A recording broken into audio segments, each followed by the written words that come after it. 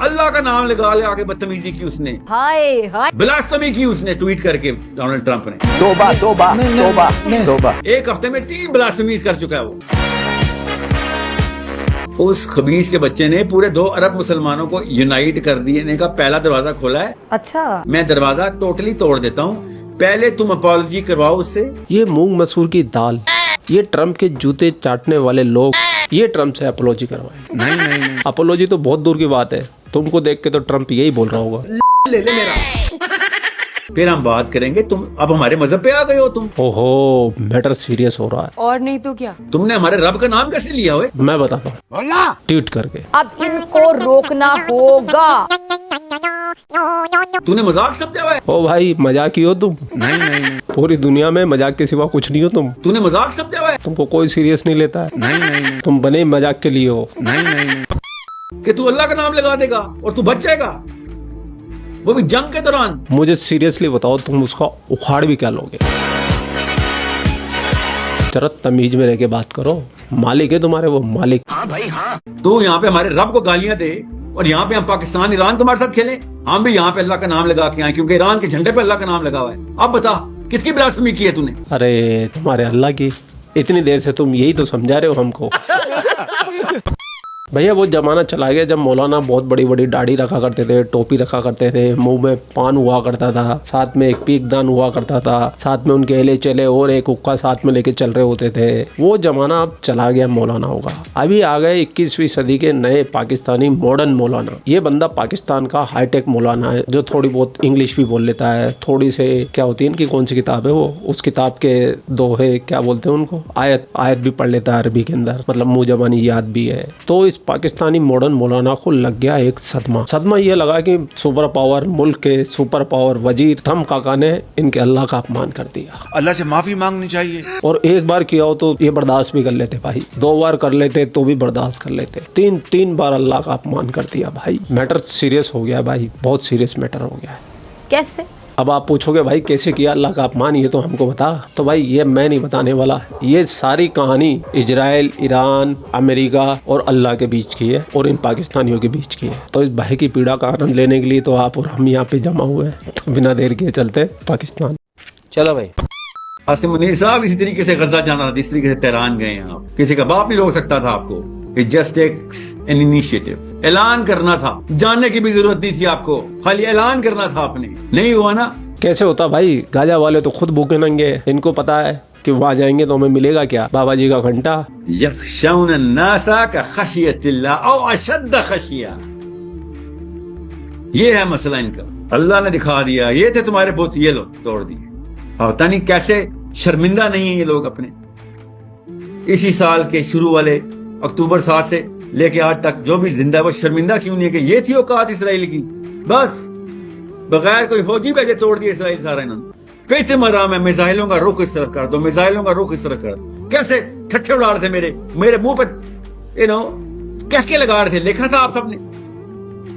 वो Israel Akbar, Israel Akbar, Israel Akbar, Israel Akbar ऐसे करके बोल रहे थे। उस बंदे ने कसर नहीं छोड़ी, अल्लाह का नाम लगा ले आके बदतमीजी की उसने, ब्लास्फेमी की उसने ट्वीट करके डोनाल्ड ट्रंप ने। कितना ये मौलवी तौहीन रसालत वाले ईसा इब्ने मरियम की तौहीन करके एक हफ्ते में 3 ब्लास्फेमीज कर चुका है वो। तौबा, इतनी जलालत। छी। तुम बूट पॉलिश करो अपने अशराफिया के इस वक्त। चीफ साहब, आपको मशवरा ये था कि आपको शहबाज शरीफ को तो समझ नहीं आनी थी, इसको तो समझ नहीं, इसके तो आई क्यों नहीं जो मैं बातें कर रहा हूं। आपको पता होना चाहिए था कि भाई आपको इनके वाइस प्रेसिडेंट से कहना चाहिए था जब वो आया हुआ था कि बात सुनो, हम आर्बिट्रेशन कराने के लिए तुम्हें दावत दे चुके हैं। पीछे से तुम्हारे डैडी ने ब्लास्फेमी कर दी है। उस खबीस के बच्चे ने पूरे 2 अरब मुसलमानों को यूनाइट कर देने का पहला दरवाजा खोला है। मैं दरवाजा टोटली तोड़ देता हूँ, पहले तुम अपॉलजी करवाओ उससे, फिर हम बात करेंगे। तुम अब हमारे मजहब पे आ गए हो, तुम जिधर आर्बिट्रेशन के लिए भीख मांगने आए उधर ही उन्हीं के मजहब को गालियां देते हो। क्या करे भाई, जो मालिक तुम्हें दूध बिस्किट डालता है वो तुम्हें डंडा भी मार सकता है। तुमने हमारे रब का नाम कैसे लिया हुए? तूने मजाक समझा हुआ है कि तू अल्लाह का नाम लगा देगा और तू बच जाएगा, वो भी जंग के दौरान। मगर नहीं, पाकिस्तान ने क्या जबरदस्त किरदार अदा किया। नाम कुरान का लगा रहे हो। दो मुसलमान आपस में लड़े तब आर्बिट्रेशन कराते होते हैं। समझ लो, एक सेकंड के लिए मैं मान भी लूं कि काफिर और मुसलमान लड़ें तो आर्बिट्रेशन करा दिया करो, मगर ये कभी भी नहीं मेरे कुरान का मिजाज, ना ही हुक्म, ना ही कोई चांस कि जालिम और मजलूम लड़ें तो तुम तस्वीर कराओ बैठ के। ये कहां से सीख के आए हैं आप लोग? किन दोनों के आगे ब्रांड पॉलिश कर रहे हैं, अपना ब्रांड आइडेंटिटी बना रहे हैं। कॉन्शियस मुसलमान, कॉन्शियस ह्यूमन बीइंग जिंदा है दुनिया में। अच्छा, ऐसी कोई प्रजाति भी है? मैंने तो आज पहली बार सुनी है भाई। दलील है उनके सामने आप लोग कि जालिम और मजलूम, बेदरेक कत्ल हो रहा है मजलूम, और तुम जालिम को योर हाइनेस क्या क्या कि आर्बिट्रेशन का चूरन बेचोगे हमारे आगे और नाम इस्लाम का लगाओगे। भाई बेचो, खाने वाले बहुत हैं आपके पास, अपने जैसे। मुसलमानों के आगे मत बेचो, इस्लाम का नाम ना लगे। It is such a simple concept, मगर नहीं समझ आ रही इन वतनीयत के मौलवियों को। वतनीयत जदा, वतन जदा नाम इस्लाम का लगाते हैं, वो भी लिबरल तो शुरू से ही सेकुलर ट्रेनिंग में थे। कोई भी कंफ्यूजन में ना जाए। ईरान मजलूम है, ईरानी मजलूम है। पाकिस्तान आर्मी को चाहिए, पाकिस्तान की गवर्नमेंट को चाहिए था ईरान का झंडा पहन के आ जाते उधर कि हम मुल्क नहीं खेलेंगे इधर। तो यहाँ पे हमारे रब को गालियां दे और यहाँ पे हम पाकिस्तान ईरान तुम्हारे साथ खेलें। हम भी यहाँ पे अल्लाह का नाम लगा के आए क्योंकि ईरान के झंडे पे अल्लाह का नाम लगा हुआ है। अब बता किसकी ब्लास्फेमी की है तूने? तू क्या समझ रहा था पाकिस्तान आया तू मुसलमान आया है। यहाँ मुसलमान, ये मुसलमान इलाका है, मगर नहीं, कहीं पावर नहीं ली जाती इनसे। और ये बच्चे नहीं है पावर के पीछे कुछ भी करने के लिए था। पावर के पीछे तो ये कुरान पढ़ने के लिए भी तैयार थे। ये असल में स्क्रिप्टेड बुतों की पूजा कर रहे हैं, वही बताते हैं जो ये कर रहे हैं, वरना मिनट में पावर हमारे पास थी। इसराइल के 12 के 12 दरवाजे खुल चुके हैं, टूट चुके हैं, ईरान ने तोड़ दिए। सिर्फ एंटर होना है हमने, मगर कोई एंटर नहीं हो रहा।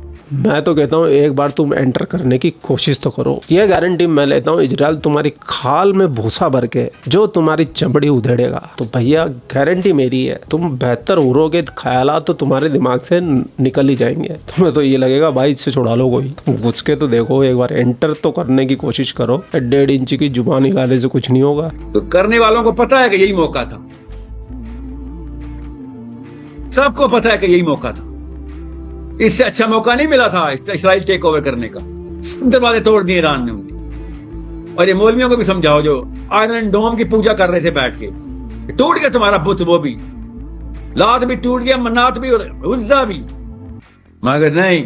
इस मॉडर्न मौलाना की बातें सुन के ऐसा लग रहा है कि इसको काफी दुख हुआ है। हाँ भाई हाँ। और मैं दिल से चाहता हूँ कि ये लोग हमेशा ऐसे ही दुखी रहे। वाह भाई वाह। लेकिन एक बात तो माननी पड़ेगी, भाई को सुनने में बड़ा आनंद आ रहा था भाई, एकदम चरम सुख, आनंद, फुल मजा आ रहा था, फुल मजा। अंदर से आत्मा खिली खिली सी महसूस करने लगी। लेकिन आप कहीं जाइए मत, अभी इससे भी बड़ा मजा आपका इंतजार कर रहा है। क्या बात कर रहे हैं? ये मॉडर्न मौलाना तो सिर्फ इजराइल में घुसने की बात कर रहा था, इजराइल को मारने काटने की बात कर रहा था, कि इजराइल पे कब्जा करने की बात कर रहा था। अब आप पाकिस्तान के नंबर 1 एंकर पत्रकार हामिद मीर की बात सुनिए। इस भाई ने कश्मीर लेने की निंजा टेक्निक निकाली है। अब बहुत से लोग ये पूछते हैं जी कि पाकिस्तान ने इतना बड़ा काम कर दिया है, अब इसका पाकिस्तान को फायदा क्या होगा? पाकिस्तान को बहुत फायदा है। ईरान में अगर अमन होगा, इस्तेहकाम होगा, तो इसका पाकिस्तान को फायदा ही फायदा है। ईरान जो है वो हमारा एक ब्रदर इस्लामी मुल्क है, और ईरान का बॉर्डर जो है वो सिर्फ पाकिस्तान के साथ नहीं लगता, ईरान का बॉर्डर अफगानिस्तान के साथ भी लगता है। और अगर पाकिस्तान जो है वो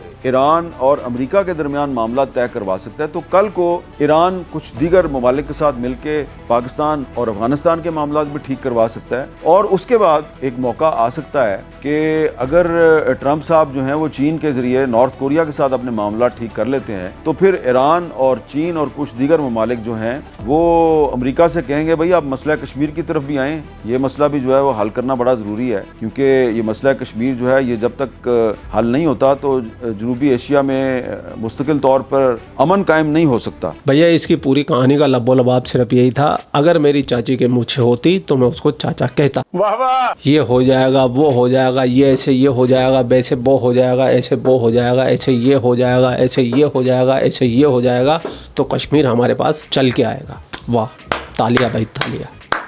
मतलब इसने इतनी सारी इम्पॉसिबल चीज़ों को क्लियर कर दिया और कश्मीर अपने कब्जे में कर लिया। वाह यार वाह। और जिसमें तो ये पाकिस्तान का नंबर 1 एंकर है, नंबर 1। ऐसे ऐसे लोग पाकिस्तान के नंबर 1 एंकर है। भाई मुझे माफ़ कर दो, मुझे छुट्टी दे दो, मेरे बस की नहीं है इससे ज़्यादा जहालत झेलने की। और आप लोग भी जाओ भाई, इन कमेंट सेक्शन तुम्हारा, इनको फैलते हुए ज़रूर जाना। और आज तो ज़रूर फैलना भाई, अल्लाह का 3 बार अपमान हो गया। ट्रम्प साहब ने अल्लाह का अपमान किया भाई। अब आपको नहीं रुकना भाई, वीडियो को ज़्यादा से ज़्यादा शेयर कर देना और लाइक करना भाई। ठीक है जी। आप लोग अपना ख्याल रखें। आपका भाई आपके लिए पाकिस्तान से रिलेटेड वीडियो लाता रहता है। जय हिंद, वंदे मातरम, जय श्री राम, जय श्री राम, जय श्री राम।